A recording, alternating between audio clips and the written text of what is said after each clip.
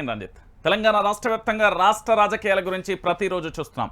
ఈరోజు కాస్త విచిత్రం ఏంటంటే తెలంగాణ ప్రజల యొక్క బతుకులను చూద్దాం.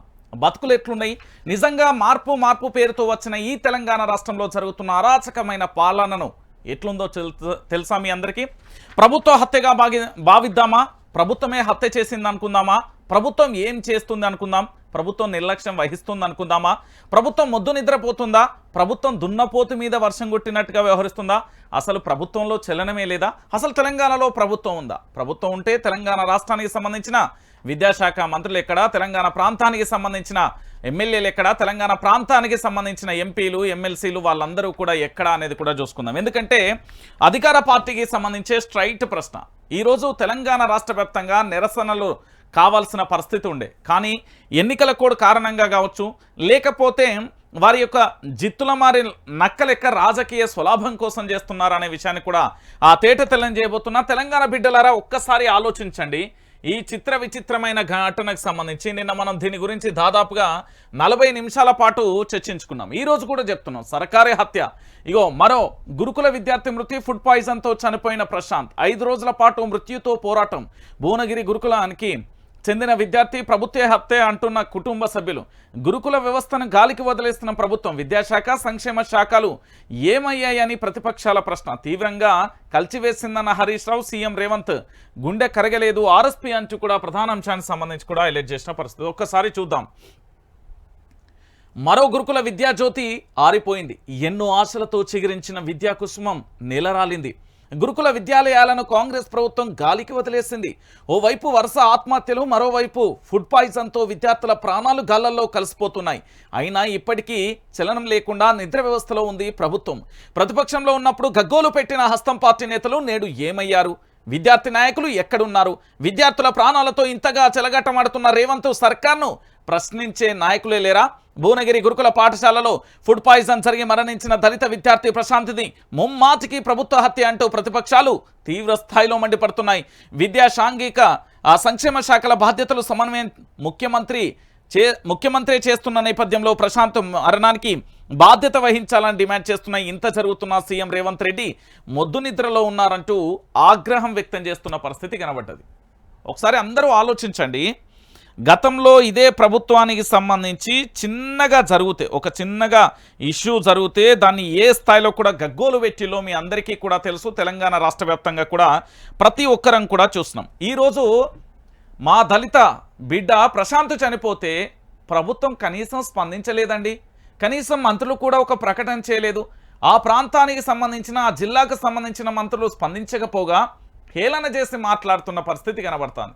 ఇక ఇంతకంటే దారుణం, ఇంతకంటే దౌర్భాగ్యం ఈ తెలంగాణలో ఇంకొకటి ఉందా? ఇదే ఎన్ఎస్యుఐకి సంబంధించిన నాయకులు గతంలో ఎక్కడైనా ఏదైనా జరిగితే గగ్గోలు పెట్టుకొని బట్టలు చింపుకొని ఓహో ఆహో అన్నారు కదా. ఈరోజు ఎమ్మెల్సీ పదవులతోనున్న బల్మూరి వెంకట్ ఎక్కడ? దాంతోపాటు ఆ పార్టీకి సంబంధించిన నేతలందరూ ఎక్కడున్నారు? ఎందుకు మాట్లాడట్లేదు దీని మీద అనేది ప్రధానంగా కూడా చర్చ కొనసాగుతుంది. ఎందుకంటే తెలంగాణ బిడ్డలారా, ఒక్కసారి ఆలోచించండి. ఈ తెలంగాణ రాష్ట్రంలో విద్యార్థులు రోజు రోజుకు ఒక్కొక్కరు కూడా పూర్తి స్థాయిలో, కొందరేమో ఆత్మహత్యలకు పాల్పడతా ఉంటే మరికొన్ని చోట్ల పూర్తి స్థాయిలో కూడా ఏం జరుగుతుందో మీరు అందరూ కూడా చూస్తున్నారు. సో ఇప్పుడు నేను చెప్పే విషయం చిన్న క్లియర్గా చెప్తున్నా వినండి. విద్యాలయాలు అనేది నేటి బాలలే రేపటి భావి భారత పౌరులు అంటాం, నినాదిస్తాం.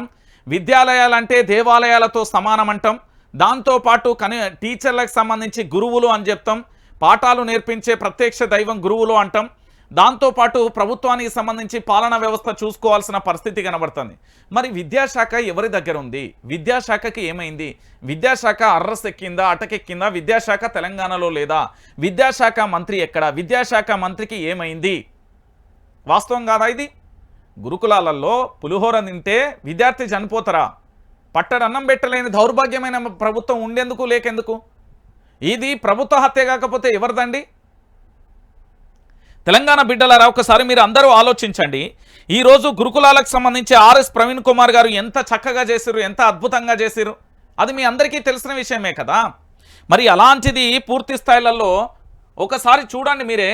భువనగిరి సాంఘిక సంక్షేమ గురుకుల పాఠశాలలో ఫుడ్ పాయిజన్తో తీవ్ర అస్వస్థకు గురై 5 రోజులుగా మృత్యుతో పోరాడిన విద్యార్థి ప్రశాంత్ మంగళవారం రాత్రి తుది శ్వాస విడిచారు. భువనగిరి జిల్లా పోచంపల్లి మండలం జిబ్లిక్పల్లికి చెందిన మహేష్ కుమారుడు ప్రశాంత్ 6వ తరగతి చదువుతున్నాడు. ఈ నెల 12న బడిలో తిన్న టిఫిన్ ఫుడ్ పాయిజన్ అవ్వడం వల్ల తీవ్ర అస్వస్థకు గురయ్యారు. ప్రశాంత్తో పాటు 24 మంది విద్యార్థులు వాంతులు విరోచనలతో సతమతమయ్యారు.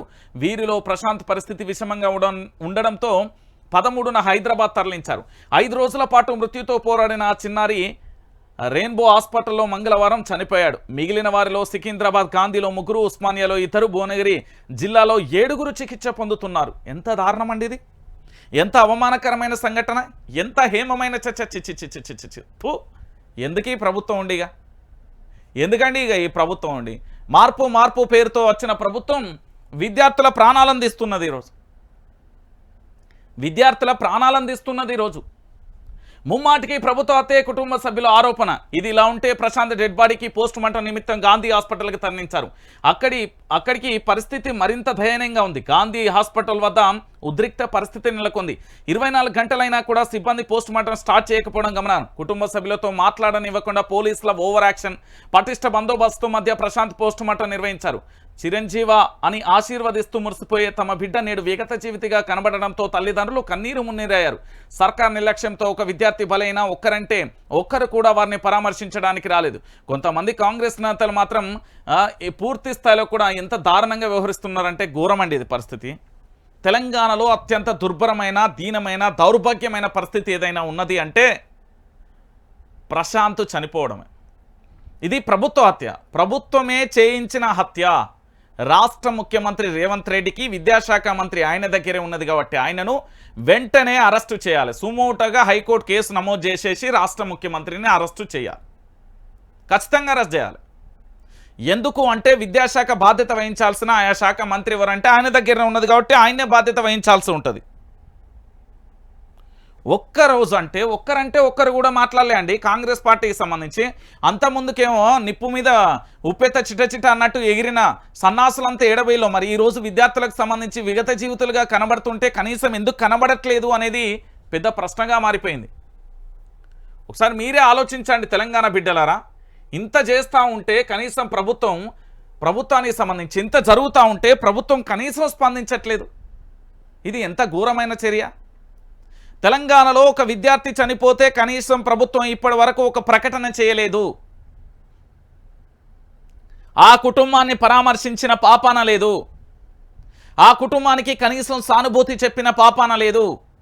ఆ కుటుంబానికి ఎక్స్గ్రేషియా ప్రకటించిన పాపాన లేదు.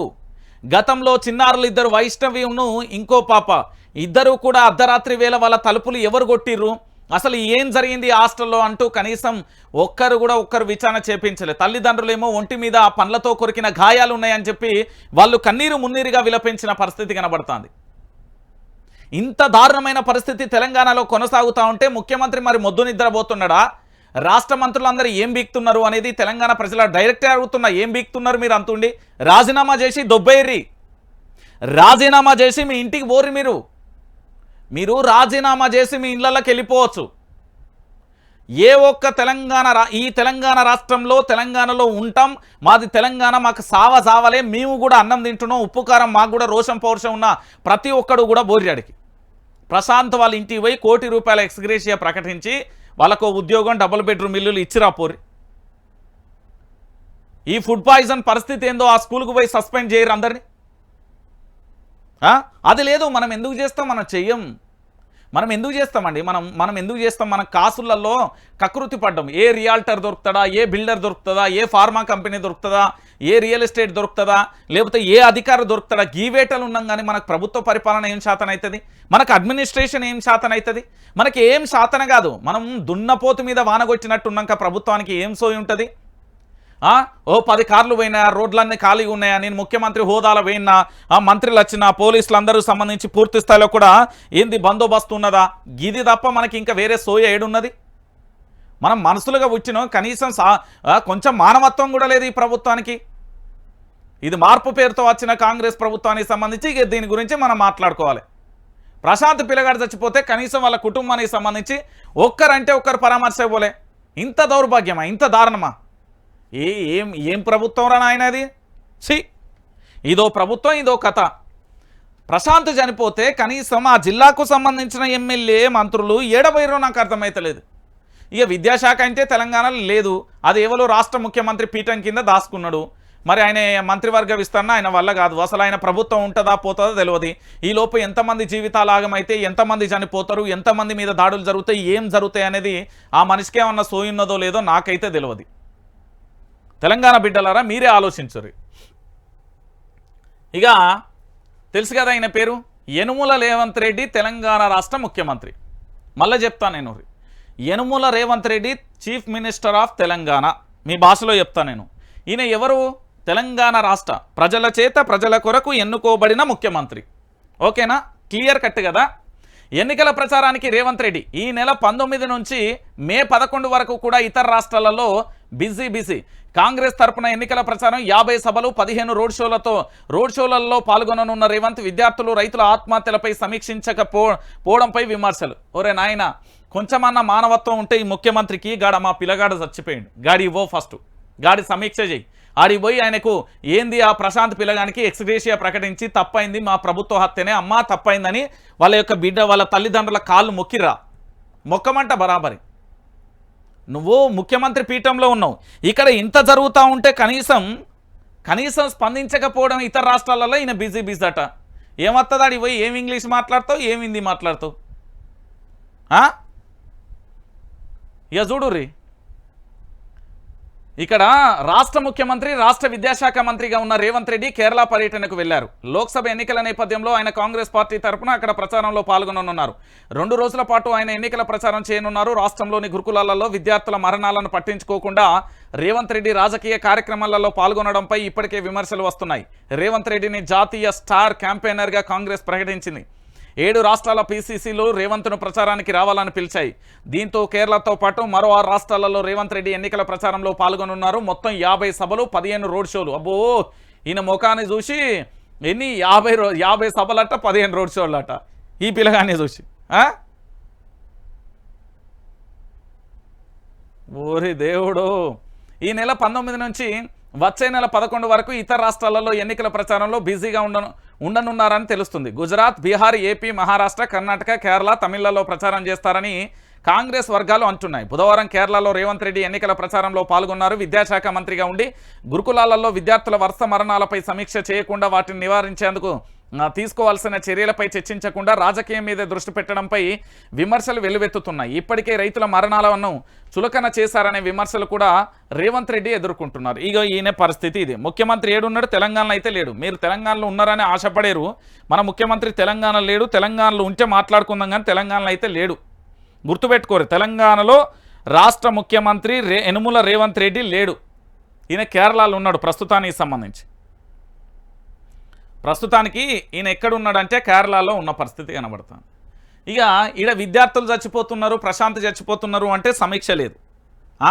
ఎంత దారుణమైన పరిస్థితి అంటే తెలంగాణ బిడ్డలారా ఒకసారి ఆలోచించండి. మనం ఎప్పుడు కూడా ప్రశ్నించే గొంతుకగా విపక్షమే ఉంటాం. ఆడ ప్రభుత్వాలు ఏదన్నా రాని వాని బట్టలిప్పి బదట్లను నిలబెట్టే బాధ్యత మాత్రం మనది. ఎందుకంటే తప్పు చేయదు. ప్రభుత్వం ఏర్పడినప్పుడు ఏ ప్రభుత్వమైనా ప్రజలకు అనుకూలంగా ఆరోగ్యకరమైన పరిపాలన అందించే ప్రభుత్వం కావాలి.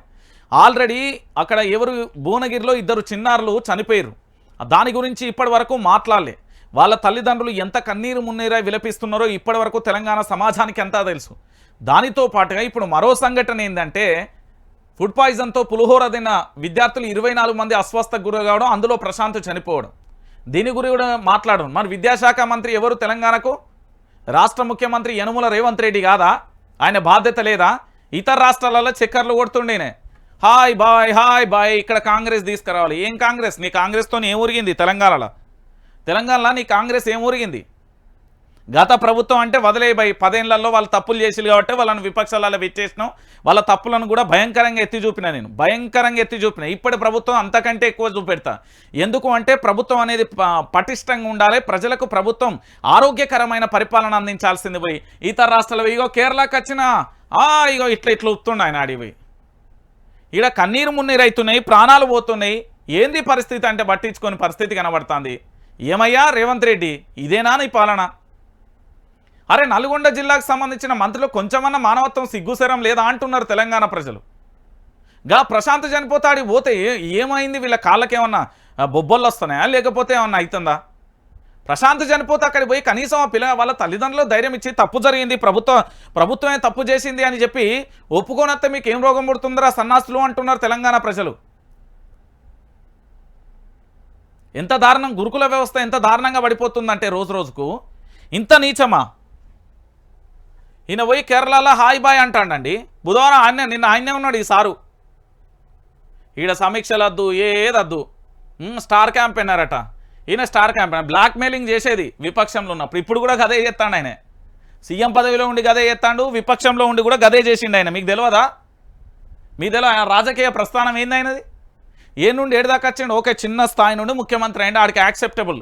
మరి రియాల్టర్లు, బిల్డర్లు, అధికారులు చాలామంది ఎందుకు భయపడతారు, వణుకుతుర్రు? వాళ్ళ ఆస్తుల మీద ఎందుకు రైడ్ చేపిస్తున్నావు? మల్లారెడ్డి ఏం చేసినావు తెలియదా? మల్లారెడ్డి జోలికి ఎందుకు పోలేదో తెలియదా? మల్లారెడ్డి కాడ ఏం జరిగింది? మల్కాజ్గిరి నియోజకవర్గంలో ఏం జరిగింది? ఎందుకు మల్లారెడ్డి అల్లుడు లేకపోతే మల్లారెడ్డి కుటుంబ సభ్యులు ఎంపీగా ఎందుకు నిలబెట్టలే తెలియదా? నువ్వు ఎంత బ్లాక్మెయిల్ చేసినావు, ఎంత హరాస్మెంట్ చేసినావు తెలియదా? ఈయన అట్ట స్టార్ క్యాంపెయిన్, లొట్టపీస్ల స్టార్ క్యాంపెయిన్. ఇక ఆయన మర్చిసుకోకరి. రావులందరికీ జైల్లో డబుల్ బెడ్రూమ్ ఇల్లులు. ఇక ఇది దారుణం. మీరు ఒకసారి గతంలో మోడీ ఇంటి పేరుతోని ఎవరు ఒక మాట ఎవరు రాహుల్ గాంధీ కదా అన్నందుకు పరువు నష్టం దావేసారు కదా. నేను చెప్తున్న బీఆర్ఎస్ పార్టీకి సంబంధించిన నాయకులందరూ రావులు ఎవరెవరైతే ఉన్నారో కమ్యూనిటీకి సంబంధించిన ఈయన మీద పరువు నష్టం దావయ్యారు. ఫస్ట్ ఈయన మీద పరువు నష్టం దావయ్యారు. ఇష్టం ఉన్నట్టు మాట్లాడుతాండి ఈయన. రావులందరికీ అట జైల్లో డబుల్ బెడ్రూమ్ ఇల్లులు అట. రాహుల్ గాంధీకే తప్పలే, ఈయనకు పరువు నష్టం దావయ్యారు. కోమటిరెడ్డి వెంకటరెడ్డి ఈయన పేరు. ఈయన ఏం చెప్తున్నా అంటే బీఆర్ఎస్ పునాదులు కూల్చేస్తాం. ఏం కూల్చేస్తాడట? బీఆర్ఎస్ పునాదులు. ఒక్కసారి పట్టుకొని చూడు, కరెంట్ షాక్ లెక్క మాడిపోతావు.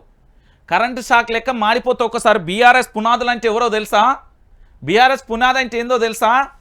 తెలంగాణలో ఉన్న ఉద్యమకారులందరూ కూడా తమ తమ రక్తపు చుక్కలతో ఏర్పడింది బీఆర్ఎస్ పార్టీ. లాఠీ దెబ్బల గాయాలతో ఏర్పడింది, అక్రమ కేసులతో ఏర్పడింది, థర్డ్ డిగ్రీలతో ఏర్పడింది, ప్రాణ త్యాగాలతో ఏర్పడింది ఆ పునాది. ఆ పునాదిని నువ్వు ముట్టుకుంటే 1200 మంది విద్యార్థుల ఆత్మల ఘోష నిన్ను ఆట ఆడుకుంటాయి. చెప్తున్నా కదా. ఈయననట్ట బీఆర్ఎస్ పార్టీ పునాదులు లేకుండా చేస్తాడు. లొట్టపీస్ ఏం కాదు. ఏదో ఆర్థికంగా వెలిసెటిల్లాండు, ఇక ఆడ రాజకీయం చేస్తాడు. పైసలు ఉండి రాజకీయం ఇది అనేది నిజం చెప్తున్నా. ఏమన్నా నాకు 1000 కోట్లు ఏమో నేను చూపెడతా, తెలంగాణలో రాజకీయం ఎట్లా చేయాలో నేను కూడా చేసి చూపెడతా. ఈయన చెప్తాడు కాంగ్రెస్ గేట్లు తెరిస్తే బీఆర్ఎస్ కాలు. ఓ నాయన, మన మినిస్టర్ కదా ఆయన, ఆల్రెడీ నువ్వు తెరిచినావు. మీ కేసీ వేణుగోపాల్ తెలంగాణకు వచ్చి గేట్లు తెరిచిరు కదా, ఎవడు చేర్తలేడు, ఏంది ఏం చేస్తుర్రు అన్నాడు. ఇంకా తెలంగాణ భాషలు అంటే ఇంకా వేరే పదం ఉన్నది. ఈయన చెప్తాడు గేట్లు ఓపెన్ చేస్తానట. ఎంపీ ఎన్నికలలో 13 సీట్లు గెలుస్తాం. మీడియా సమావేశంలో ఎంపీ ఎన్నికలలో 3 సీట్లు గెలుస్తారు మీరు. అంతకుమించి మీకు గెలిచే ఓపిక లేదు, కానీ సపడే కూకో. మీ ఎవరు ఎంపీ అభ్యర్థులు అంతా తోపుతురుములు ఎవ్వరు లేరు, మొత్తం వలసవాదులు అంతా బీఆర్ఎస్ నుండి. ఇప్పుడు చేవెళ్ళలో ఉన్న అభ్యర్థి ఎవరు? వరంగల్లో ఉన్న అభ్యర్థి ఎవరు? మల్కాజ్గిరిలో ఉన్న అభ్యర్థి ఎవరు? సికింద్రాబాద్లో ఉన్న అభ్యర్థి ఎవరు? వీళ్ళంతా ఎవరు అంటున్నా? నీ అభ్యర్థులు గారాలు. నీ అభ్యర్థులు అంటే ఎవరో తెలుసా? కాంగ్రెస్ పార్టీలో ఉన్న అద్దంకి దయాకరో, లేకపోతే ఆ స్పోక్స్ పర్సనరో, లేకపోతే ఆ పార్టీ కోసం పనిచేసిన బక్క జెడ్సనో, లేకపోతే ఆ పార్టీ కోసం పనిచేసిన మన శరత్ కుమారో, వీళ్ళందరూ నీ పార్టీకి సంబంధించిన అభ్యర్థులను పెట్టుకో.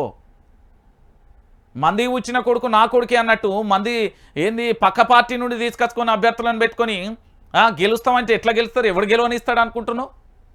నీ పార్టీ తెలంగాణలో ఉంటుంది. ఇక ఏడాది తర్వాత చూడు నీ పార్టీ సంగతి ఏందో. చెంచల్ కూడా చెల్లపల్లి జైల్లో కట్టు. దమ్ము ధైర్యం ఉంటే కోమటిరెడ్డి వెంకటరెడ్డి రావులందరికీ అక్కడ కడతాను, కట్టు.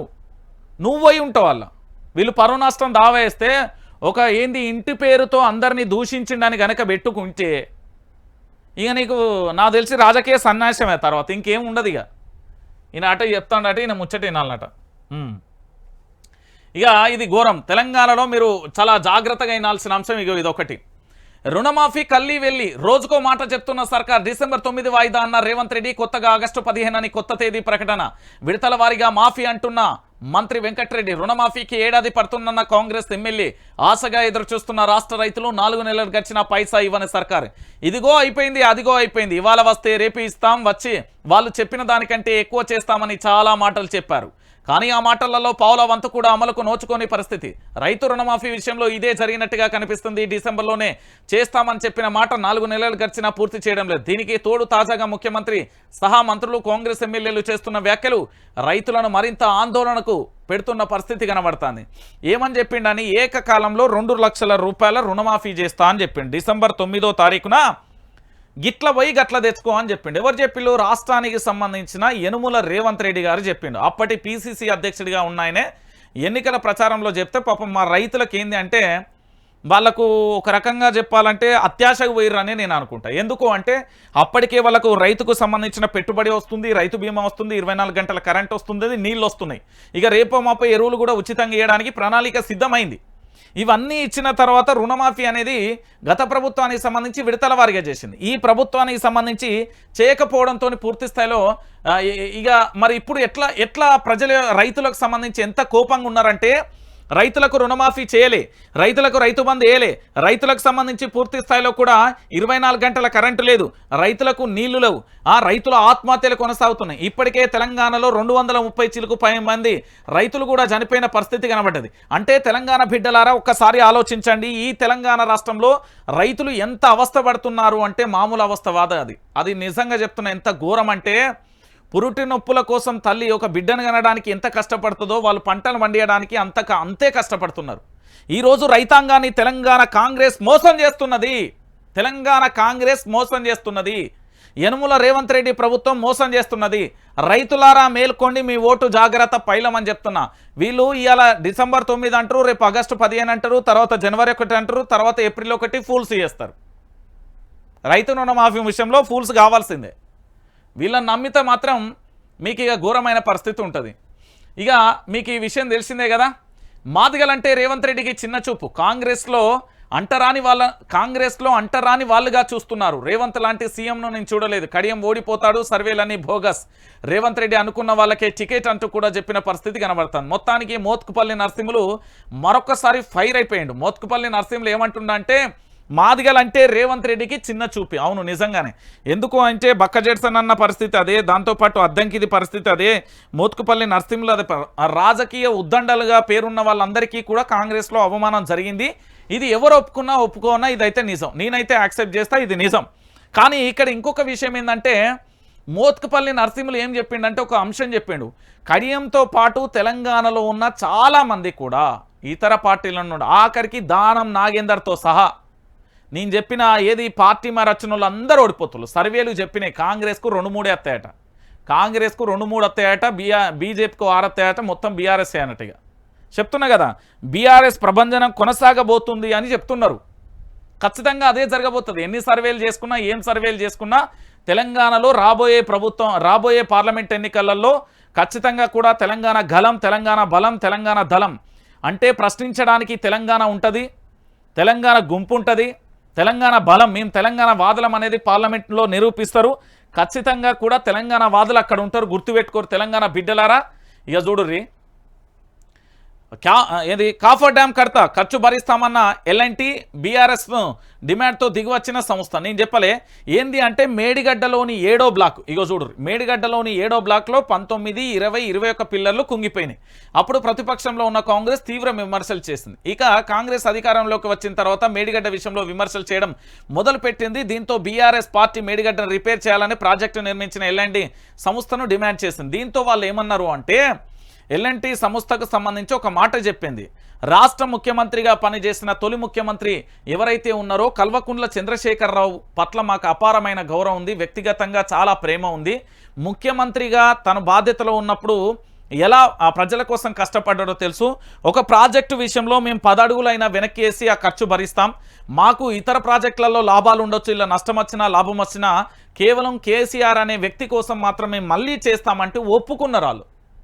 ఎల్ఎన్టీ అనే సంస్థ ఒప్పుకొని ఏం చేసిల్లంటే మేము కడతామని చెప్పి వాళ్ళు కడుతున్నారు. ఇప్పుడు ఆ 7వ బ్లాక్కు సంబంధించిన 19, 20, 21 పిల్లర్లు 300 పిల్లర్లలో 3 పిల్లర్లు గుంగితే వాటిని రిపేర్ చేస్తామని ఎల్ఎన్టీ సంస్థ చెప్పింది. కేసీఆర్ యొక్క ఒక రిక్వెస్ట్ వల్ల కేసీఆర్ దిగి వస్తే ఏం జరుగుతుంది అంటే కేసీఆర్ వల్ల ఏదైనా అవుతుంది. ఈ తెలంగాణలో తెలంగాణ అంటేనే కేసీఆర్, కేసీఆర్ అంటేనే తెలంగాణ, గుర్తుపెట్టుకోరి. మళ్ళీ నినాదం పోతే కేసీఆర్ అనే వ్యక్తి లేకపోతే మన బతుకులు ఆగమైపోతాయి. మన బతుకులు ఆగమైపోతాయి, గుర్తుపెట్టుకోరి. ఇక దాంతోపాటు ఎన్నికల సమరంలో నేడే కీలక ఘట్టం. తెలుగు రాష్ట్రాలలో నామినేషన్ ప్రక్రియ అంటూ కూడా ప్రధాన అంశానికి సంబంధించి కూడా హైలైట్ చేసింది. మొత్తానికి తెలంగాణలో 17 స్థానాలు, ఏపీలో 25 స్థానాలు, 175 అసెంబ్లీ స్థానాలు. ఈ నెల 25 వరకు కూడా నామినేషన్లు స్వీకరించారు. ఉదయం 11 గంటల నుంచి మధ్యాహ్నం 3 గంటల వరకు అభ్యర్థుల నామినేషన్లు దాఖలు చేసే అవకాశం ఉంటుంది. 26న నామినేషన్ల పరిశీలన, 29న ఉపసంహరణ, మే 13న పోలింగ్ జరుగుతుంది. జూన్ 4వ తేదీన ఫలితాలు వెలువడతాయి. ఇక చూడొచ్చు, నేను ఒక అంశాన్ని అయితే చెప్తున్నా. రాష్ట్రానికి సంబంధించి రాష్ట్రం బాగుపడాలన్నా, తెలంగాణ అభివృద్ధి చెందాలన్నా, తెలంగాణ అభివృద్ధి ధ్యేయంగా నడవాలన్నా, తెలంగాణలో మనం ప్రశాంతంగా బతకాలన్నా, మనకు ప్రజాస్వామ్యం కావాలన్నా, ప్రశ్నించే హక్కు కావాలన్నా, ఈ తెలంగాణ అభివృద్ధి పదంలో ముందడుగు వేయాలన్నా, ఢిల్లీ పెత్తనం లేకుండా తెలంగాణ స్వతంత్రంగా ఉండాలన్నా, నాడు హైదరాబాద్కు సంబంధించి ప్రత్యేక సంస్థానంగా ఏ విధంగా ఉందో అంత స్వేచ్ఛగా స్వచ్ఛమైన పాలన అందించాలన్నా కేసీఆర్ రావాల్సిందే. నేను ఖచ్చితంగా చెప్తున్నా, కేసీఆర్ ఉదయం 5 గంటల 10 నిమిషాల నుండి 9 గంటల 10 నిమిషాల వరకు రాష్ట్రంలో ఉన్న ఎవ్వరికీ దొరకని పేపర్తో సహా చదువుతాడు. రాష్ట్ర పరిస్థితులను క్షుణ్ణంగా అర్థం చేసుకున్న వ్యక్తి కేవలం కేసీఆర్ మాత్రమే. ఎందుకంటే తెలంగాణలోని ఉమ్మడి 10 జిల్లాలలో పూర్తి స్థాయిలో ప్రతి మూలన ఏమున్నది, ఎట్లున్నది అనేది తెలుసు. ఒక రాష్ట్రం అభివృద్ధి చెందాలంటే ఉమ్మడి రాష్ట్రం నుండి ఒక ప్రత్యేక రాష్ట్రం ఏర్పడిన తర్వాత దానికి 20 సంవత్సరాల పాలన ఖచ్చితంగా అవసరం. 20 సంవత్సరాలు మాత్రం ఇస్తే ఖచ్చితంగా అభివృద్ధి జరుగుతుంది. 1956 నుండి 2014 వరకు ఈ రాష్ట్రంలో తెలంగాణ రాష్ట్ర వ్యాప్తంగా ఉమ్మడి ఆంధ్రప్రదేశ్లో తెలంగాణ ఆయకట్టుకు ఎన్ని నీళ్ళు ఇచ్చిలో 2014 నుంచి 2023 సంవత్సరానికి, అంటే కేవలం 10 సంవత్సరాలలో కల్వకుంట్ల చంద్రశేఖరరావు అనే వ్యక్తి నీళ్ళిచ్చలేదు. ఇది తస్మాత్ జాగ్రత్త. దీన్ని మర్చిపోతే మన బతుకులు ఆగమైతే మనం కుల్లా అయిపోతాం, మన బతుకు ఆగమైతే రోడ్డు మీద పడతాం. ఘోరాతి ఘోరమైన పరిస్థితి ఎదుర్కోవాల్సి ఉంటుంది. నేను చెప్తున్న, గుండె మీద చేసి ఒక్కసారి ఆలోచించండి. ఈ తెలంగాణలో 1956 నుండి 2014 వరకు ఎన్ని ఎకరాలకు మాగానులకు నీళ్ళందిందో, 2014 నుంచి 2023 వరకు అన్ని సంవత్సరాలు వాళ్ళు ఇవ్వని పరిపాలనలో కేవలం కేసీఆర్ 10 ఏళ్లలో చేసి చూపెట్టాడు. ఈరోజు కాళేశ్వరం ప్రాజెక్టు అనేది అద్భుతమైన ప్రాజెక్టు, రేపు భవిష్యత్తులో కూడా చాలా అవసరం ఉంటుంది, ఒక్కసారి చూసుకోండి. ఇక దానితో పాటుగా మరొక అంశం ఏంటంటే, ఒక్కసారి చూడండి, తెలంగాణపై బీజేపీ సర్కార్ జలఖడ్గం అంటూ చూడొచ్చు. మన గోదావరి నీళ్లు తమిళనాడుకు తరలించే యోచనలో ఉన్నారు. ఎట్లా అంటే, తెలంగాణ ఆమోదించకపోయినా ఆమోదించినట్టే. ఏంది అంటే, గోదావరి కావేరి అనుసంధానానికి సంబంధించి ప్రమాద గట్టికలు తమిళనాడులో ఓట్ల కోసం మోదీ బీజేపీ రాజకీయం. తెలంగాణ నీటి ప్రయోజనాలను శాశ్వతంగా విఘాతం.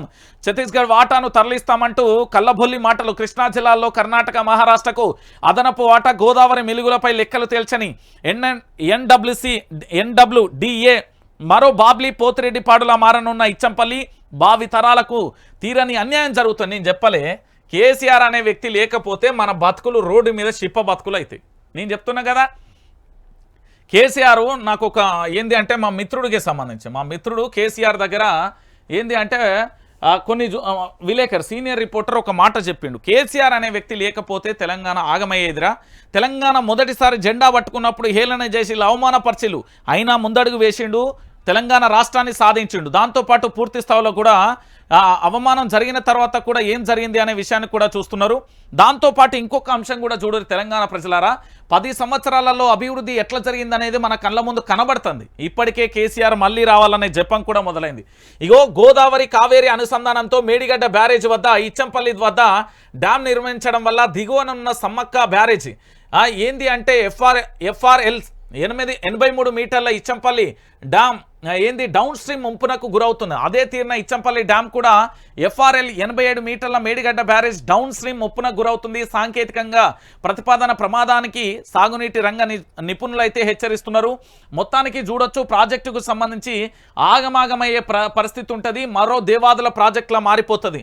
నేను అందుకే చెప్తున్నా, తెలంగాణలో పూర్తి స్థాయిలో ఒక పట్టు రావాలన్నా, తెలంగాణ అభివృద్ధి రావాలన్నా మళ్ళొక్కసారి గులాబీ అధినేతను రంగంలోకి దించానండి. లేకపోతే బతుకులు మన షిప్ప బతుకులు అయితే మీరు ఎవరు ఏమన్నా అనుకోరు, ఇదైతే నిజం.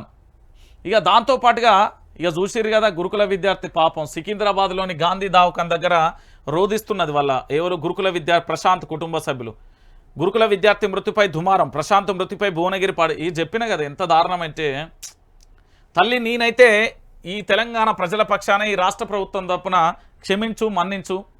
ఇది చాలా బాధాకరమైన విషయం. కానీ ఈ రాష్ట్ర ప్రభుత్వం దున్నపోతు మీద వానబడినట్టు వ్యవహరిస్తుంది. ఈ రాష్ట్ర ప్రభుత్వానికి మానవత్వం లేదు.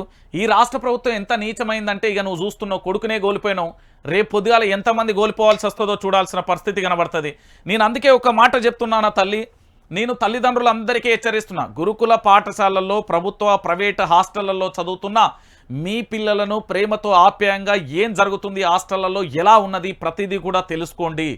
లేకపోతే మన బిడ్డల బతుకులు విగత జీవులుగా మారిపోతాయి. ప్రభుత్వం అనేది, నేను చాలామంది అన్నారు జెండా పట్టుకొని జై అంటా, జెండా పట్టుకొని తిరుగుతా, ఓట్ల కోసం ఏదైనా చేస్తా, నా కుటుంబాన్ని దూరం పెడతా, బంధుత్వాన్ని దూరం పెడతా, అందరినీ దూరం పెడతా, పార్టీ కోసం పనిచేస్తా అంటూ చాలామంది కార్యకర్తలు అనుకుంటున్నారు.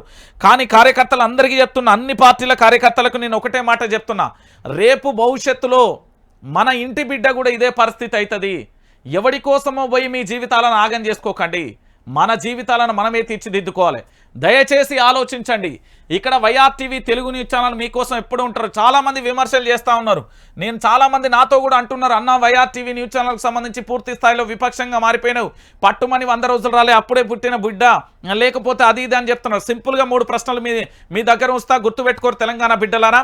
మొదటి ప్రశ్న ఏంటంటే, తెలంగాణ ప్రాంత బిడ్డలను యనుమల రేవంత్ రెడ్డి మంత్రిమండలి ప్రమాణ స్వీకారం చేసినప్పటి నుండి వాళ్లకు మనం తెలంగాణ రాష్ట్ర వ్యాప్తంగా మనం కట్టే పన్నులు, వాళ్ళు పూర్తి స్థాయిలో వాళ్ళు ఉండే ఇల్లు, తిండే తిని, దాంతోపాటు వారు తిరిగే కార్ వరకు పెట్రోల్ అన్ని ఛార్జీలు మనం కడతలేమా?